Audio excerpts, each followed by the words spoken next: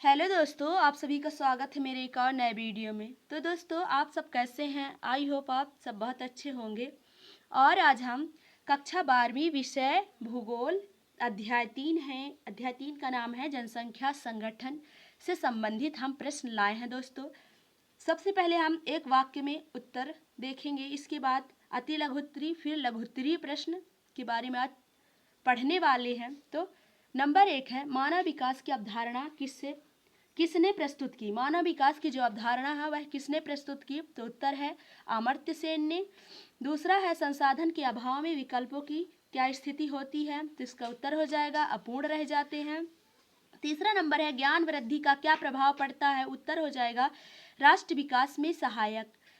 चौथा है, राजनैतिक अस्थिरता का क्या प्रभाव होता है? राजनैतिक जो अस्थिरता होता है उसका क्या प्रभाव होता है? तो विकास अवरोध हो जाता है। पांचवा है, राष्ट्र के विकास का क्या आधार है? तो उत्तर हो जाएगा जन उत्पादकता। उत्पादकता यानी राष्ट्र विकास का ये आधार है। अब हम आते हैं अति लघुत्तरीय प्रश्न में। प्रश्न नंबर 1 है, मानव विकास की संकल्पना का उद्भव कब से हुआ था? मानव विकास की जो संकल्पना उसका उद्भव प्रारंभ कब से हुआ? उत्तर है सन 1990 में मानव विकास की संकल्पना का उद्भव हुआ। कब हुआ? 1990 में मानव विकास की संकल्पना संयुक्त राष्ट्र विकास कार्यक्रम द्वारा मानव विकास प्रतिवेदन प्रस्तावित किया गया। कब किया गया? संयुक्त राष्ट्र विकास कार्यक्रम में मानव विकास प्रतिवेदन प्रस्तावित किया गया। इसमें अमर्त्य सेन और महबूब उल हक के विचार सम्मिलित थे। दो लोग थे इसमें, अमर्त्य सेन थे और महबूब उल हक। इनके विचार को शामिल किया गया। अगला प्रश्न है, मानव विकास उपागम का क्या तात्पर्य है? मानव विकास उपागम से क्या समझते हैं? मानव विकास उपागम का तात्पर्य यह है कि आप मानव की समस्या को किस प्रकार देखते हैं। जो मनुष्य की समस्या है यानी कि हम सबकी समस्या, उसको किस प्रकार देखते हैं। समस्या का स्वरूप आपके अनुसार किस प्रकार है? ये है मानव उपागम का तात्पर्य। प्रश्न नंबर 3 है, मानव विकास सूची में भारत का स्थान कहाँ है? मानव विकास की जो सूची है उसमें भारत का स्थान क्या है, कहाँ है?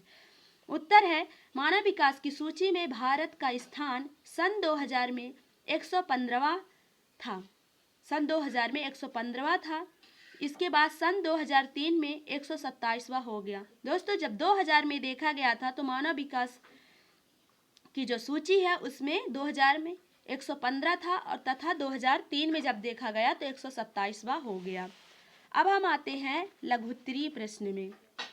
लघुत्तरीय प्रश्न में प्रश्न नंबर 1 है, मानव की 3 सर्वव्यापी आकांक्षाओं का प्रतिनिधित्व किससे माना जाता है? मानव की 3 जो सर्वव्यापी आकांक्षाएं हैं वो आकांक्षाओं का प्रतिनिधित्व किससे माना जाता है? मानव की 3 सर्वव्यापी आकांक्षाओं का प्रतिनिधित्व निम्नलिखित 3 तथ्यों से माना जाता है। 3 तथ्यों से माना जाता है। पहला तथ्य तो है मानव की जीवन प्रत्याशा। मानव की जीवन प्रत्याशा, दोस्तों अब ये मानव की जीवन प्रत्याशा क्या है? तो मानव की जीवन प्रत्याशा है, यह औसत आयु है जिस किसी देश की अधिकांश लोगों की जीवित रहने की आशा की जाती है उसे जीवन प्रत्याशा कहते हैं। दोस्तों, हमारे भारत में यह औसत आयु 67.08 वर्ष की है। ये थी जीवन प्रत्याशा मानव की। दूसरा है मानव की शैक्षणिक उपलब्धता। तीसरा है प्रति व्यक्ति सकल घरेलू उत्पाद के रूप मापा जाने वाला जीवन स्तर, यानी कि जो प्रति व्यक्ति सकल घरेलू उत्पाद के रूप में मापा जाने वाला जीवन स्तर। दूसरा प्रश्न है, मानव विकास क्यों आवश्यक है? मानव विकास क्यों आवश्यक है?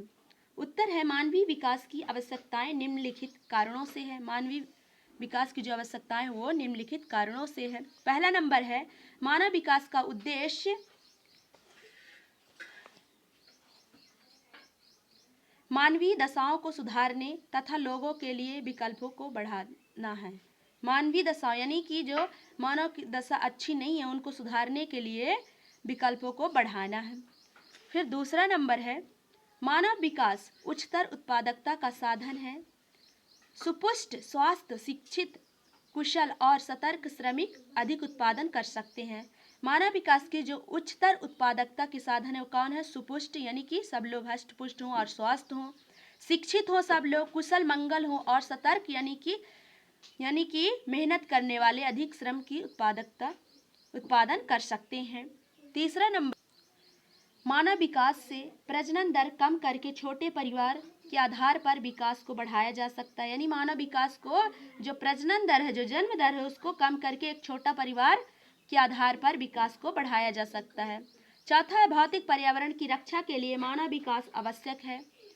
पांचवा है विकसित मानव समाज कल्याण में योगदान दे सकता है। जो विकसित मानव समाज है वो कल्याण में एक समाज के लिए कल्याण में योगदान दे सकता है। छठवां है सामाजिक अशांति को कम करने, राजनीतिक स्थिरता बढ़ाने के लिए मानव विकास आवश्यक है। तो दोस्तों ये वीडियो आपको कैसा लगा, आप हमें कमेंट के माध्यम से अपना फीडबैक जरूर दें। धन्यवाद।